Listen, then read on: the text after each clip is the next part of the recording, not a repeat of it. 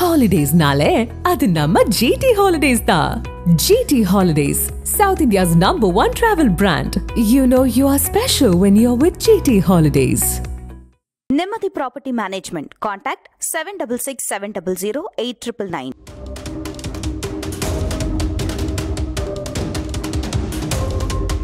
Fourth state Tamil நேயர்களுக்கு வணக்கம். நான் உங்கள் அருள்மொழி. இன்று நம்ம ஃபோர்த் ஸ்டேட் தமிழ் ஊடகத்தின் சிறப்பு நேர்காணலுக்காக நம்மோடு மெட்ராஸ் ரிவ்யூவில் இருக்கிறார் மரியாதைக்குரிய திரு பன்னீர் பெருமாள் அவர்கள். வணக்கம். வணக்கம். நேற்று மத்திய நிதியமைச்சர் நிர்மலா சீதாராமன் அவர்கள் பேசிய அந்த பேச்சு பிரஸ் மீட் அப்படிங்கிறதுதான் இன்னைக்கு தமிழகம் முழுக்க ஒரு பேசுபொருளா உருமாறி இருக்கிறது. அதுல நிறைய அரசியல் சார்ந்தவங்க திமுக மீது விமர்சனங்களை வச்சிருக்கிறாங்க. அவங்க இந்த பெருக்கமான விஷயங்களை கொண்டு ஓடுறது தண்ணி, அதை பத்தி நம்ம பேசுறது கூட அதை செகண்டரியா வச்சுக்கலாம். பட் பிரைமரியா பாத்தீங்கன்னா அவங்க நிதி ஆதாரங்கள் குறித்து பேசுறாங்க. சிஆர்ஆர் ஃபண்டுக்கு நான் கொடுத்துருக்குறோம், 2 தவணை கொடுத்துருக்குறோம் அப்படிங்கிறாங்க. நீங்க கேட்டிருக்கிறீங்க இந்த ஃபண்டு நாங்க ஆய்வு பண்ணி தரோம். இப்போ இதுக்கு தமிழ்நாட்டிலிருந்து கொடுத்துருக்கிற ரிப்ளை எப்படி பாக்குறீங்க? அவங்க சொல்லக்கூடிய டோன் சிறிது நினைக்கிறீங்க? முதல்ல நிர்மலா சீதாராமன் ஒவ்வொரு முறையும் இந்த மாதிரி பேரிடர்கள்ல மக்கள் பாதிக்கிறப்ப அதை அணுகிற விதம் இருக்குல்ல, ஒரு ஆணவத்தோடைய அணுகிறத நம்ம தொடர்ச்சியாவே பார்த்துக்கிட்டு இருக்கோம். ஓகி புயல் நடந்து கிட்டத்தட்ட ஆயிரக்கணக்கான மீனவர்கள் என்ன ஆகுனாங்க அப்படிங்கிறதே தெரியாம இருந்த காலகட்டத்துல, ஆயிரக்கணக்கான குடும்பங்கள் அவங்க குடும்பத்தை சேர்ந்தவங்க போயிட்டு என்ன ஆனாங்கன்னே தெரியாம இருந்த காலகட்டத்துல அங்க வந்த கன்னியாகுமரி மாவட்டத்துக்கு வந்தப்ப அங்க அந்த மீனவர்களை பார்த்து நிர்மலா சீதாராமன் எப்படி பேசினாங்க அப்படிங்கிறதே நம்ம பார்த்தோம். நேற்று பேசினதை விட பல மடங்கு ஆணவத்தோட தான் இங்க வா அப்படிங்கிற மாதிரி தான் அன்னைக்கும் மிரட்டினாங்க. அதே தான் அவங்க இப்பவும் இந்த விஷயத்திலையும் பேசுறாங்க. ஒவ்வொரு இந்த மாதிரி பாதிப்புகள் நிகழ்கிறப்ப நார்மலாவே அவங்களுடைய மொழி நடை தமிழ்நாட்டை அணுகிறப்ப, தமிழ்நாட்டு மக்கள் அணுகிறப்ப, தமிழ்நாட்டுடைய அரசு பிரதிநிதிகளை அணுகிறப்ப அவங்க ஒரு ஆணவத்தோடையே அணுகிறத ஒரு தன்மையோட வச்சிருக்காங்க. அது அவங்களுடைய பாடி லாங்குவேஜே அப்படிதான் இருக்கும், கேஷுவலாவே அப்படிதான் இருக்கும் அப்படின்னு நம்ம எடுத்துக்கலாமா அப்படின்னு பார்த்தா அப்படி எடுத்துக்க முடியாது. ஏன்னா துக்ளக் விழாவுல பேசும்போது குருமூர்த்தி ஐயா அப்படின்னு பேசுறீங்க, நான் தரக்கூடிய தகவல்களை நீங்க கொண்டு போய் சேருங்க, அப்ப குருமூர்த்தி ஐயா அப்படின்னு பேசுற நிர்மலா சீதாராமன் ஓகி புயல் அப்ப பாதிக்கப்பட்ட ஒரு மீனவர் அணுகுனா அவர்கிட்ட இங்க வா அப்படின்னு ஒருமையில பேசுறாங்க. நேத்து பேசுறத நம்ம பார்த்தோம். ஏற்கனவே பாராளுமன்றத்துல இந்த மாதிரி பேசுறத பார்த்தோம். இந்த ஆணவத்தோட அவங்க அணுக வேண்டிய ஏன் அணுகுறாங்க? ஒரு பாதிக்கப்பட்ட மக்கள், நார்மலான நாள கூட வாழ்வாதாரம் பாதிக்கப்பட்டு உயிர்கள் பாதிக்கப்பட்டு இன்னும் மீட்கப்படாம இருக்கக்கூடிய காலகட்டத்துல இப்ப மக்களை அவங்க அணுகிறதே ஒரு ஆணவத்தோட தான் அணுகுறாங்க. இந்த சில கேள்விகள் கேட்டதுனால ஆவேசம் ஆயிட்டாங்க, ஆக்ரோஷமா பேசிட்டாங்க அப்படிங்கிறாங்க. அது ஆணவமா தான் பார்க்கணும். ஆமா, அதை சாதி திமிர்னே பார்க்கலாம். தூத்தூர் பகுதியில மீனவர்கள் அணுகுதா இருக்கட்டும், நேற்று தமிழ்நாடு மக்களோட தமிழ்நாடு அரசை சார்ந்தவங்க பேசுறதா இருக்கட்டும், குருமூர்த்திக்கு ஐயான்னு பேச தெரியுதுல, குருமூர்த்திக்கு கொடுக்குற மரியாதையை ஏன் உங்களால கன்னியாகுமரி மாவட்டத்து ஒரு மீனவனுக்கு கொடுக்க முடியல? அப்போ அந்த இடத்துல நீங்க சாதி திமிரு தானே, அந்த சாதி திமிருக்குள்ள இருந்து தான் அவங்க எல்லாத்தையுமே அணுகுறாங்க. அதனாலதான் அவங்க அவங்க சாப்பாட்டுல பூண்டு சேர்க்கறதுல எல்லாம் பேசுனதுல இருந்து எல்லாமே அவங்க அப்படித்தானே பேசியிருக்காங்க. அப்ப அந்த சாதி திமிருக்குள்ள இருந்து தான் அவங்க மொத்தமா தமிழ்நாட்டையே அணுகுறாங்க. அவங்களுடைய சாதி திமிர்ல தமிழ்நாடே ஒரு சூத்திர நாடு. அதனால அவங்க தமிழ்நாட்டை அது பாதிப்புக்கு உள்ளானாலும் சரி, தமிழ்நாடு தன்னுடைய உரிமையை கேட்கும் போதாலும் சரி, அவங்க இப்படி இந்த மாதிரி அணுகுறாங்க. 2 முறை நாங்க 2 தவணையில 450 கோடி கொடுத்துக்கிறோம். நாங்க தான் எங்களுடைய படைகளை முதல்ல அனுப்பிட்டோம். முதலமைச்சர் இங்க இந்தியா கூட்டணி பேசிக்கிட்டு இருக்காரு, நாங்க எங்களை போய் இப்படி சொல்றீங்களே அப்படின்னு கேட்கறாங்க நிதியமைச்சர். கிட்டத்தட்ட ஒரு பேரிடர் தமிழ்நாடு சந்திச்சுது சென்னையில. அடுத்த சில நாட்கள்லயே இன்னொரு பேரிடர், முதல்ல ஒரு பேரிடரை தமிழ்நாடு சந்திச்சுது, அதுல சில நாட்கள்லயே இன்னொரு பேரிடர். இவ்வளவு பெரிய பேரிடர் நிகழ்ந்த பிறகும் நீங்க 420 கோடி கொடுத்ததா சொல்றீங்க. தமிழ்நாடு அரசாங்கம் என்ன கேக்குதுன்னா, இது தமிழ்நாட்டுக்கு நீங்க ஒரு பேரிடர் நிகழ்ந்தா கொடுக்க வேண்டிய தொகையை நீங்க கொடுத்துருக்கீங்க, தேசிய பேரிடர் நிவாரண நிதியில இருந்து நீங்க எப்ப கொடுப்பீங்க? தமிழ்நாடு அரசாங்கம் 6000 ரூபாய் அறிவிச்சிருக்கிறத பத்தி நேற்று கேட்கிறாங்க. ஓ, அவங்க கொடுக்குறாங்களா, அது அவங்க இது அப்படின்னு அந்த அம்மா சொல்றாங்க. ஆனா இந்த 6000 ரூபாய ஒன்றிய அரசாங்கம் தான் கொடுக்குது அப்படின்னு இவ்வளவு நாளும் அண்ணாமலை ஒரு கதை விட்டுக்கிட்டு இருந்தாரு. நம்ம ஊர்ல சில பேர் அதை மீமா கூட வர்ற 6000 ரூபாய் 5400 ரூபாய் ஒன்றிய அரசு உள்ளது 600 ரூபாய் தான் தமிழ்நாடு அரசு கொடுக்குது அப்படின்லாம் மீன் போட்டுக்கிட்டு இருந்தாங்க. நேத்து நிதியமைச்சர் வந்து அப்படியா கொடுக்குறாங்களா, அது அவங்க இஷ்டம் அப்படின்னு சொல்லியிருக்காங்க. ஆக இந்த 6000 ரூபாய் தமிழ்நாடு அரசு கொடுக்குது, அண்ணாமலை இவ்வளவு நாளும் சொன்னது பொய் அப்படின்னு நேத்து அந்த பேட்டியில இருந்து நமக்கு, நிர்மலா சீதாராமன் பேட்டியில இருந்து நமக்கு தெள்ள தெளிவா தெரியுது. தேசிய பேரிடர் நிவாரண நிதியில இருந்து நீங்க என்ன கொடுத்தீங்க? நீங்க அதுதானே முதல் கேள்வி. அந்த கேள்விக்கு நீங்க பதில் சொல்லணும்ல. இது ஒரு பேரிடர் அடுத்தடுத்து சந்திச்சிருக்கோம், ஒரே மாசத்துல 2. அங்க வந்து வீட்டு உபயோக பொருட்கள்ல இருந்து, வேலைக்கு போறதுல இருந்து, கடைகள்ல இருந்து, தங்களுடைய கடைகள்ல இருந்த பொருட்கள் இப்படி பெரிய இழப்புகளை சந்திச்சிருக்கு. 2 நாள் நகரம் முடங்கி இருக்கு அப்படின்னா, இங்க வந்து உயிரச்சம் கிட்டத்தட்ட 4 நாள் 5 நாள் யாரையுமே காணும், எங்க இருக்காங்கன்னே தெரியல. மாரி செல்வராஜ் பேட்டியில சொல்றாரு, அண்ணா எங்க அப்பாவை காணும், எங்க அண்ணா எங்க அம்மாவை காணும் அப்படின்னு எனக்கு போன் வந்துகிட்டே இருக்குங்கிறாரு. அப்படி ஒரு உயிர் அச்சத்துல இருந்த ஒரு இடத்துல நாங்க தான் பண்ணணும் அப்படின்னு அவங்க சொல்றாங்க பாத்தீங்களா. அதுவே வந்து ஒரு அப்பட்டமான அரசியல் வேலை. இந்த பேரிடர்ல இருந்து மீட்கிறதுக்கு நீங்க என்ன பண்ணீங்க? தூத்துக்குடி மாவட்டம் முழுக்கவே விவசாயம் கிட்டத்தட்ட அங்க ஒரு 40,000 ஏக்கருக்கு மேல வாழை பயிர்கள் அழிஞ்சிருக்கு. ஒரு ஏக்கருக்கு 5 லட்சம் வச்சு பார்த்தா கூட கிட்டத்தட்ட அதுவே 1000 கோடி இழப்பு, பொருளாதார இழப்பு. பல கோமதி நாயகம் வந்து தன்னுடைய பேட்டியில என்ன சொல்றாரு, தன்னுடைய ஆய்வுகள்ல தாமிரபரணி சமூகவியல் அரசியல் பொருளியல் மாற்றம்னு ஒரு புத்தகம் எழுதியிருக்காரு, ஆங்கிலத்திலையும் தமிழ்லையும். அந்த ஆய்வுகள்ல சொல்றாரு, இந்த பகுதிகளில் இருக்கிறவங்க 82% பேர் விளிம்பு நிலை விவசாயிகள்ங்கிறார். அதாவது 1 ஏக்கர் 2 ஏக்கர் வச்சிருக்கக்கூடியவங்க. இந்த 1 ஏக்கர் 2 ஏக்கர் வச்சிருக்கவங்க 10 லட்சம் ரூபாய் வந்து இந்த ஒரு மாதத்துல இழந்திருக்காங்க தங்களுடைய வாழ்வாதாரத்துல. இவ்வளவு கிட்டத்தட்ட 40,000 ஏக்கர் அப்படின்னு பாக்குறப்ப கிட்டத்தட்ட 1000 கோடிக்கு மேல இதுலயே பயிர்களே அழிஞ்சிருக்கு. இதுக்கு அடுத்து வரக்கூடிய சுகாதார சீர்கேடுகள் சரி பண்ணணும், இந்த இடத்துல மீட்பு பணிகளை சரி பண்ணணும், சாலை கட்டமைப்பு. நான் நேற்று வர்றப்ப பார்த்தேன், பல இடங்கள்ல சாலைகள் உடைஞ்சு விழுந்திருக்கு, பெரிய அளவுல அந்த மின்கம்பங்கள் சாஞ்சு கிடக்குது. ஆனா எல்லாமே உடனே மாத்தி மின்சாரம் கொடுத்துருக்காங்க. இவ்வளவு நிகழ்ந்திருக்கக்கூடிய இடத்துல நீங்க வந்து அவங்க வந்து கேட்குறாங்க, நாங்க இப்ப 420 கோடி கொடுத்துட்டோம் அப்படின்னு. இந்த 420 கோடி அப்படிங்கிறதும் தமிழ்நாட்டுக்கு பேரிடர் நிகழ்ந்தா வரக்கூடிய தமிழ்நாட்டு பேரிடர் நிவாரண நிதி, மாநிலத்துடைய பேரிடர் நிவாரண நிதி, ஒன்றிய அரசாங்கத்துடைய தேசிய பேரிடர் நிவாரண நிதி ஏன் கொடுக்கல? ஏன் இதை இன்னும் நீங்க தேசிய பேரிடரா அறிவிக்கல? கிட்டத்தட்ட 2 மாவட்டம் முழுசா மூழ்கி இருக்கு. அதை ஏன் நீங்க இன்னும் தேசிய பேரிடரா ஏன் இன்னும் அறிவிக்கல? இவ்வளவுக்கும் வெள்ளம் வந்து ரொம்ப தாமதமா தான் ராணுவம் கடற்படை எல்லாம் வந்துச்சு. கிட்டத்தட்ட வெள்ளம் பாதிக்கப்பட்ட பகுதிக்கு உள்ளேயே பக்கத்திலேயே விஜயநாராயணத்துல ஐஎன்எஸ் கட்டபொம்மன் கடற்படை தளம் இருக்கு. வெள்ளத்துக்கு முன்னாடி அந்த கடற்படை தளம் ஏன் வரல? நாங்க முன்னாடியே சொன்னோம், தமிழ்நாடு அரசு அது பண்ணல இது பண்ணலன்னு சொல்றாங்கல்ல. ஏன் கடற்படை தளம் வெள்ளம் வரும்னு தெரியும், 92 வெள்ளம் வந்திருக்கு, 93% காயல்பட்டினத்துல பெய்யுது. அதே மாதிரி மணிமுத்தாறு மலைக்காடுகள்ல அதே மாதிரி பெய்யுது. அப்ப அன்னைக்கே வந்து ஏன் வந்து ராணுவமும் கடற்படையும் வரல? 3 நாள் கழிச்சு தானே வர்றாங்க. அவங்களே தண்ணி திருநெல்வேலியை விட்டு வடிஞ்ச பிறகுதான் அவங்க வர்றாங்க. திருநெல்வேலி தண்ணிக்குள்ள நிக்கிறப்ப அவங்க எம்எல்ஏ அங்க இங்கே நடந்து சோதனை காமிச்சிருந்தாங்க. அன்னைக்கு ராணுவம் கிடையாது, அன்னைக்கு கடற்படை கிடையாது. மீனவர்கள் இவ்வளவு பேர் இறங்கி மீட்கிறாங்க, கடற்படை எவ்வளவு பேர் இறங்குனாங்க? இவங்க கைவிட்ட தூத்தூர்ல இருந்து எங்க போட் எடுத்துட்டு வந்திருக்காங்க. நீங்க கன்னியாகுமரி மாவட்டத்துல மாநில அரசுக்கு முன்னாடியே நான் என்னுடைய படைகளை திருவனந்தபுரத்துல இருந்து வந்திருக்கிறாங்க, மற்ற மாவட்டத்துல. திருநெல்வேலியில போட்டுல இருந்து ஒரு குழந்தைய தூக்கி நயனார் நாகேந்திரன் தூக்கிட்டு வர்ற வீடியோ போட்டு அவர் கேம்பெயின் பண்ணாரு. ஏன் அப்ப அந்த இடத்துக்கு இவங்க ராணுவம் வரல? மழை பெஞ்ச அன்னைக்கும் பெஞ்ச மறுநாளும் ராணுவம் எந்த இடத்துல மீட்டுச்சு? ராணுவம் வந்தது திருநெல்வேலியை விட்டு பாதி வெள்ளம் கடந்த பிறகு, மழை பெஞ்ச மறுநாள் தான் ராணுவம் வந்து மேல இருந்து சோத்து பொட்டலம் போடுறாங்க. ராணுவம் வருகிறது அப்படிங்கிறது செய்தி. ராணுவம் வந்தது எந்த செய்தியிலும் வெளியிடாம வந்துச்சான? அப்படி வரல. அதை வந்து பச்சையா போய் சொல்றாங்க. இந்த இடத்துலதான் இவங்க ராணுவம் தேசிய பேரிடர் மீட்பு குழுனா எப்படி மீட்பாங்க அப்படிங்கிறத நம்ம கஜாவிலையும் பார்த்தோம், கன்னியாகுமரியில ஓகியிலையும் பார்த்தோம். ஓகியில கடைசி வரைக்கும் கடலோர காவல்படையை வச்சே தேடிக்கிட்டு இருந்தாங்க. உள்ள கப்பல் அனுப்பி தேடுங்க அப்படிங்கிறதா இவங்களுடைய டிமாண்டாவே 30 நாள் 40 நாள் இருந்துச்சு. 20 நாள் கழிச்சு நீந்தி கரை சேர்ந்தவங்களா இருந்தாங்க. 20 நாள் கழிச்சு நீந்தி கரை சேர்ந்தவங்க நாங்க எங்கேயுமே நேவியை பார்க்கல, நாங்க நேவியை கூப்பிட்டோம் அவங்க வரல அப்படிங்கிறதெல்லாம் கூட ரெக்கார்டா சொன்னதெல்லாம் ஆவணப்படுத்தப்பட்டிருக்கு. அப்ப அந்த ஓகி புயல்லையே கடலுக்குள்ள இவங்க என்ன பண்ணாங்க, என்ன தேடுதல் வேட்டை நடத்தினாங்க அப்படிங்கிறது நமக்கு பச்சையா தெரிஞ்சுது. அப்ப அந்த அரசாங்கம் தான் இங்க வந்து நாங்க தான் முதல்ல அனுப்பணும்னு சொல்லுதுல. நீங்க முதல்ல அனுப்புனா எப்படி உங்க எம்எல்ஏ வந்து குழந்தை தூக்கிட்டு வருவாரு?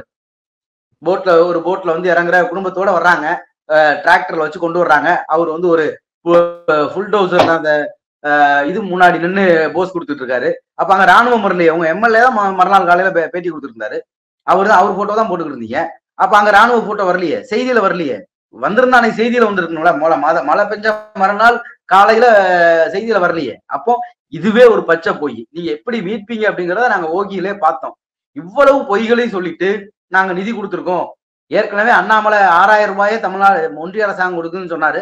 இந்த அம்மா இப்ப புதுசா நாங்க தான் 420 கோடி கொடுத்துருக்கோம் அப்படிங்கிற இந்த 420 கோடி அப்படிங்கிறது 450 கோடி 900 கோடி 450 கோடி அப்படிங்கிறது இந்த உடைஞ்ச ரோடுகளை போடுறது கூட பத்தாது. இன்னைக்கு தண்ணிக்குள்ள தத்தளிச்சிருக்க 2 மாவட்ட மக்களுக்கு சாப்பாடு அன்றாட பொருட்கள் கொடுக்க கூட அது பத்தாது. ஆனா இதையே நீங்க வந்து இன்னும் சொல்லிக்கிட்டு இருக்கீங்க. ஒவ்வொரு முறையும், அதாவது 2015 வெள்ளத்துல இருந்து இப்ப வரைக்கும் எப்பவாவது தமிழ்நாடு அரசு கேட்ட தொகையை கொடுத்துருக்கீங்களா? 15000 கோடி கேட்டா நீங்க 1300 கோடி கொடுப்பீங்க. 18000 கோடி கேட்டா 420 கோடி கொடுப்பீங்க. 5000 கோடி கேட்டா 400 கோடி கொடுப்பீங்க. 9000 கோடி கேட்டா கோடி கொடுப்பீங்க. ஆமா, பாரபட்சம் இருக்கு. அதான் தமிழ்நாட்டை அணுகிறதுலயே இவங்க கிட்ட பாரபட்சம் இருக்கு. அதுவும் இந்த பேரிடர் மாதிரியான நிவாரண காலகட்டங்கள்ல முழுமையா கைவிடுறாங்க. நம்ம வந்து கன்னியாகுமரியில 2019 கைவிட்டாங்க. கண் முன்னாடியே இந்த நாட்டுடைய ராணுவம், காவல்துறை, இங்க இருக்கக்கூடிய நவீன தொழில்நுட்பங்கள் எல்லாத்தையும் கைவிட்டு மீனவர்கள் ஒரு பிறகு தாங்களே ஒரு போட் எடுத்து, புயல் நின்ன பிறகு 20 நாள் கழிச்சு போட் எடுத்து போய் தேடிட்டு வந்தாங்க. அதெல்லாம் நடக்கிறது தான். ஒவ்வொரு முறையும் இப்படிதான் நடந்துகிட்டு இருக்கு. அதைத்தான் அவங்க இப்பவும் பண்றாங்க. ஒரு முறை கூட கிட்டத்தட்ட 2015 இருந்து இப்ப வரைக்கும் 2015 வெள்ளம், 2016 வர்தா புயல், அடுத்து ஒரு நிவார் புயல், ஓகி புயல், கஜா புயல், இப்ப இந்த 2 வெள்ளம், இந்த 7 பேரிடர்லயும் எப்பவாவது தமிழ்நாடு அரசு கேட்ட நிதியில இருந்து பாதியாவது கொடுத்துருக்கீங்களா? 10 ரூபாய் கேட்டா 5 ரூபாயாவது என்னைக்காவது கொடுத்துருக்கீங்களா? 10 ரூபாய் கேட்டா 1 ரூபாய் கொடுக்கறது எங்க பேரிடர் நிவாரண நிதியில? அதுவும் மாநில அரசுக்கு கொடுக்க வேண்டிய மாநில அரசாங்கத்தோடைய பேரிடர் நிவாரண நிதி. நீங்க கரெக்ட். அதாவது அரசாங்கம் சொல்றாங்கன்னா எஸ்டிஆர்எஃப்ல இருந்து மாநிலத்துக்கு வருடா வருடம் கொடுக்க வேண்டிய தொகை தான் கொடுக்குறாங்க. அதே பெருமையா பேசுறாங்கன்னு குற்றச்சாட்டு. என்டிஆர்எஃப் இருந்து நாங்க இப்ப ஆய்வு குழு அடிச்சிருக்கோம், பார்த்துட்டு சொன்னா நாங்க கொடுக்க போறோம் அப்படின்றத பேசுறாங்க. இதுக்கு முன்னாடி அவங்க எப்ப அந்த மாதிரி அவங்க ஆய்வுக்குழு ஆய்வு செஞ்சு தமிழ்நாடு கேட்ட பணத்துல பாதி பணமாவது கொடுத்துருக்காங்களான்னு கேட்கிறேன். கஜாவில கொடுத்தாங்களா? கிட்டத்தட்ட 3 மாவட்டம் முழுக்க, அதுவும் தென்னை விவசாயம், மரத்தை நம்பி விவசாயம் பண்றவங்க பெரிய அளவுல தங்களுடைய கிட்டத்தட்ட 10 வருஷம் வளர்த்த மரம், 20 வருஷம் வளர்த்த மரத்தெல்லாம் இழந்துட்டு இருந்தாங்க. அப்ப கொடுத்தாங்களா? சென்னை நிவாரணத்துக்கு அவங்க வந்து ஆய்வு பண்ணிட்டு போனாங்க. இப்ப ஒன்றிய அரசாங்கம் வந்து தமிழ்நாடு அரசு சிறப்பா பணி செஞ்சிருக்குன்னு சொன்னாங்க. ஆனா தமிழ்நாடு அரசு கேட்ட தொகையை கொடுத்துருவாங்களா? அதுக்கு முன்னாள் தமிழகத்தின் நிதியமைச்சர் பிடிஆர் நிறைய பேர் பண்றோம்னா பாத்துருப்பீங்க. அதை நீங்க எப்படி பாக்குறீங்க? அதாவது இப்ப நேத்து 2 நாளைக்கு முன்னாடி வந்து உதயநிதி கேட்டது உங்க அப்பா விட்டு சொத்தா எடுத்து கொடுக்குறீங்க அப்படின்னு கேட்டதை வந்து இவங்க உங்க அப்பா வீட்டு சொத்தை எடுத்து கொடுக்குறீங்களா அப்படின்னு கேட்டதை கூட ஒரு இன்னைக்கு இவங்க கொடுக்குற பணம் இருக்குல்ல, அவங்க வந்து யார் பணத்தையும் எடுத்து கொடுக்கல, வேற எந்த மாநிலத்துக்கு எடுத்து கொடுக்கல. இப்ப தமிழ்நாட்டுக்கு கொடுக்க வேண்டிய பணம் கிட்டத்தட்ட வந்து குறிப்பா இவங்க கடந்த இந்த 10 வருஷத்துல மாநில அரசாங்கத்துடைய நிதி ஆதாரத்தை எல்லாம் சுரண்டிருக்காங்க. இப்ப பழனிவேல் தியாகராஜன் முன்னாள் நிதியமைச்சர், இன்னைக்கு ஐடி மினிஸ்டர், அவர் வச்ச வெள்ளை அறிக்கையில தெளிவா சொல்றாரு. பெட்ரோல் மீதான கலால் வரி தமிழ் மாநில அரசுகளுக்கு கொடுக்க வேண்டிய நிதி 9% மேல, அந்த 9% இருந்தத 1.9% குறைச்சிட்டு மாநில அரசுக்கு கொடுக்க தேவையில்லாத அந்த நிதியை 32 வரியை வந்து 32% வரைக்கும் கூட்டினாங்க. இப்ப 27.7% வச்சிருக்காங்கன்னு நினைக்கிறேன். 27.1% வச்சிருக்காங்க. அதாவது மாநில அரசு பெட்ரோல், தமிழ்நாட்டுல விற்கிற பெட்ரோலுக்கு மாநில அரசுக்கு கொடுக்க வேண்டிய பணம் 9 ரூபாயா இருந்தத 1 ரூபாயா குறைச்சிட்டு 100 ரூபாய்க்கு பெட்ரோல் விற்குதுன்னா 9 ரூபாய் மாநில அரசுக்கு ஒன்றிய அரசாங்கம் அது மேல போடக்கூடிய கலால் வரியில இருந்து கொடுக்கணும். அதை 1 ரூபாயா குறைச்சிட்டு மாநில அரசுக்கு கொடுக்க தேவையில்லாத வரிய 32 ரூபாய் வரைக்கும், 100 ரூபாயில 32 ரூபாய் வரைக்கும் கூட்டினாங்க. இப்ப 27 ரூபாய் 50 காசு அந்த மாதிரி வச்சிருக்காங்க. அப்போ இந்த மாநிலத்தில் விற்கிற பெட்ரோல்ல இருந்து 27 ரூபாய்க்கு மேல மாநிலங்களுக்கு பிரிச்சு கொடுக்க விடாத பணத்துல இருந்து ஒன்றிய அரசாங்கம் எடுத்துட்டு போகுது. ஒவ்வொரு முறையும் ஜிஎஸ்டில லட்சக்கணக்கான கோடி, கிட்டத்தட்ட இந்தியாவுல பெரிய மாநிலங்கள், அதிகமா ஜிஎஸ்டி கட்டக்கூடிய மாநிலங்கள்ல முதல் 3 மாநிலங்கள்ல தமிழ்நாடு வந்து எப்பவுமே இருக்குது. ஆனா தமிழ்நாட்டுக்கு இவங்க திருப்பி கொடுக்கறது என்ன? அந்த இடம் இந்த இந்த தரவு இருக்குல்ல, நான் சொன்ன அந்த பெட்ரோல் மீதான கலால் வரி குறைச்சிட்டு அந்த செஸ்ஸை கூட்டினது, இதை வந்து வெள்ளை அறிக்கையில முதல்ல தமிழ்நாட்டுல வெளிப்படையா பேசுனது பழனிவேல் தியாகராஜன் தான் பேசினார். அந்த இடத்துல இருந்துதான் இந்த விவாதம் வந்து அடுத்தடுத்த கட்டத்துக்கு நகர்ந்துச்சு. இதே மாதிரி ஒவ்வொரு முறையும் மாநில அரசு வஞ்சிக்கப்படுவதெல்லாம் இந்த மாதிரி பொருளாதார ரீதியா இந்தியாவிலே முதல்ல வந்து பொதுத்துறை நிறுவனங்களுடைய சொத்தை வித்தா அந்த அந்த பணத்தை எங்களுக்கு கொடுக்கணும் அப்படின்னு கேட்டது பழனிவேல் தியாகராஜன் தான். அதோடைய தொடர்ச்சியா தான் அந்த விவாதங்கள் அடுத்தடுத்து கட்டமைக்கப்பட்டுச்சு. இப்ப போன முறை வந்து சட்டசபை கூடுறப்ப சட்டசபையிலே வந்து இப்ப இருக்க நிதியமைச்சர் தங்கம் தென்னரசு பேசும்போது அவரும் இந்த தரவுகளோட தான் பேசுறாரு. தமிழ்நாடு வந்து 1 ரூபாய் கொடுத்துச்சுன்னா 29 காசு திருப்பி கொடுக்குறீங்க, உத்தரப்பிரதேசம் வந்து 1 ரூபாய் கொடுத்துட்டு 2.73 காசு வாங்கிட்டு போகுது அப்படிங்கறது அவரும் பேசினார். இப்ப இந்த இடத்துல எடுத்து பாக்குறப்ப பழனிவேல் தியாகராஜன் தங்கம் தென்னரசை விட பழனிவேல் தியாகராஜன் பயங்கரமா இருந்தாரு, அவர் இருந்திருந்தா நல்லா இருக்கும் அப்படிங்கிற உரையாடல் முன்வைக்கப்படுது. இப்போ ஒரு மாநில அரசாங்கமா பழனிவேல் தியாகராஜன் வந்து ஒரு 2 வருஷமா பல முறை இந்த ஜிஎஸ்டி 15வது நிதி கமிஷன் வந்து தமிழ்நாடு கொடுக்கக்கூடிய நிதியை குறைச்சது, இங்க சொத்து வரி கூட்டினாதான் உள்ளாட்சி அமைப்புகளுக்கு நிதி தருவன்னு சொன்னது, இதெல்லாம் தனித்தனியா அவர் பல முறை பேசிக்கிட்டே இருந்தார். மோடியை கூட்டிட்டு வந்து நேரு ஸ்டேடியத்துல வச்சு ஸ்டாலினே வந்து அதெல்லாம் கேட்கிறப்ப அது ஒரு பெரிய விவாதமா மாறிச்சு. இன்னைக்கு பழனிவேல் தியாகராஜன் கேட்ட அதே வார்த்தைகள்ல உதயநிதி ஸ்டாலின் பேசியிருக்காரு. அந்த வகையில பார்த்தா ஒட்டுமொத்த கட்சி கட்டமைப்பா எடுத்து பாக்குறப்ப பழனிவேல் தியாகராஜன் பேசினதை விட அத ஸ்டாலின் பேசுறப்ப தமிழ்நாட்டுக்குள்ள அது ஒரு பெரிய விவாதமா மாறிச்சு. எனக்கு உதயநிதி ஸ்டாலின் பேசியிருக்காரு. ஆனா அதை தாண்டி வந்து இவங்களுடைய எல்லாரும் பேசணும். கட்சியுடைய ஒன்றிய செயலாளர்கள் ஒன்றிய அளவுல இதை பேசணும், கூட்டணி கட்சியிலுடைய ஒன்றிய செயலாளர்கள் கிளை செயலாளர்கள் அதை பேசணும். நீங்க கிரவுண்ட்ல வந்து இந்த விவாதம் அப்படிங்கிறது பெரிய அளவுல மேல்மட்டத்திலேயே நிர்மலா, அதாவது பாஜகவுடைய ஒன்றிய நிதியமைச்சர் நிர்மலா சீதாராமனுக்கும் பழனிவேல் தியாகராஜனுக்கும் மட்டுமானது. நிர்மலா சீதாராமனுக்காக அண்ணாமலை நிர்மலா சீதாராமன்,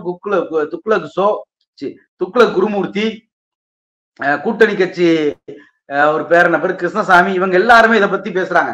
ஏன் வந்து தமிழ்நாட்டுக்கு பிரிச்சு கொடுக்கறது கம்மியாகுதுன்னா, வட இந்தியாவில இருந்து வந்த படையெடுப்பெல்லாம் வட இந்திய மக்கள் தான் வந்து தடுத்து நிறுத்தினாங்க, அதனாலதான் அவங்க வாழ்க்கை தரம் முன்னேறல, கஷ்டப்படுறாங்க. நாம பாதுகாப்பா இன்னைக்கு நல்லா இருக்கிறதுக்கு அவங்க வந்து வெளிநாட்டுல இருந்து வந்து ஆக்கிரமிப்பாளர்களை எதிர்த்து போராடினதான் காரணம், அதனால அவங்களுக்கு அதிகமா கொடுக்கலாம்னு கிருஷ்ணசாமி பேசினார் ஒரு வருஷத்துக்கு முன்னாடி. ஆனா அவங்க வந்து ஒரு ஸ்ட்ரக்சரா கூட்டணி கட்சி, மாநில கட்சி, ஒன்றிய நிதியமைச்சர் சட்டசபையில இப்படி அதை பேசுறாங்க. ஆனா தமிழ்நாட்டுல இதை எதிர்கொள்ற விதத்துல என்ன சிக்கல் இருக்கு அப்படின்னு நான் பாக்குறேன். அப்படின்னா இவ்வளத்தையும் இங்க எதிர்கொண்டு இதை பத்தி பேசிட்டு இருக்குது பிடிஆர் மட்டும் பேசுறாரு, அவர் சில ஆங்கில பத்திரிகைகள்ல எழுதுறாரு, அவர் பேசுற அன்னைக்கு இது டிபேட் ஆகும், அவருடைய இதுல போடுவார். இப்ப அதே இடத்துல தங்கம் தென்னரசு சட்டசபையில பேசினாரு, அது வந்து பெரிய அளவுல விவாதமா அடுத்தடுத்த கட்டத்துக்கு நகரல. உதயநிதி ஸ்டாலின் பேசும்போது அது சோசியல் மீடியாவுல ஒரு டாக்கா மாறுது. அந்த வகையில இப்பவாவது எல்லாரும் இதை பத்தி கவனம் கொள்றாங்களே அப்படின்னு தான் நம்ம எடுத்துக்கணும். இன்னைக்கு பழனிவேல் தியாகராஜன் ஆமா பிடிஆர் பேசினது உதயநிதி பேசியிருக்காரு. இன்னைக்கு பழனிவேல் தியாகராஜன் பேசி இருந்திருந்தா அதை வேற மாதிரி எதிர்கொண்டிருப்பாருன்னு சொல்றவங்க 2 வருஷமா பழனிவேல் தியாகராஜன் இந்த சண்டையை போடுறப்ப அவரை அந்த கருத்துக்களை எடுத்து எவ்வளவு பண்ணாங்க அப்படிங்கிறது நமக்கு ஒரு கேள்வி வருது. இன்னைக்கு வந்து பழனிவேல் தியாகராஜன்ல இருந்து பிடிஆர்ல இருந்து தங்கம் தென்னரசுல இருந்து உதயநிதி பேசுறப்ப அடுத்து அவங்க கட்சியுடைய மற்ற ஆட்கள் எல்லாம் பேசுறாங்க.